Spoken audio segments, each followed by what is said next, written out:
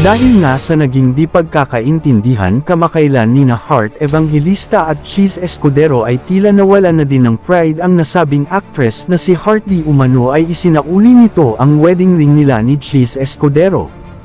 Ayon kasi sa chika sobrang sensitive talaga pala itong si Heart pagdating sa kanyang asawa at kahit kaunting di pagkakaintindihan ay tila daw ay di na rin daw nito mapigilan ang kanyang emosyon at nagiging matampuhin na din kahit sa kaunting di nila pagkakaunawaan. Dahil dito ay tila biniro nito na isasauli niya ang wedding ring nila ni Cheese kung may pagkakataong magkatampuhan sila subalit ang pagmamahal ni Cheese at Heart ang talagang nangingibabaw sa tuwing sila ay may di pagkakaintindihan.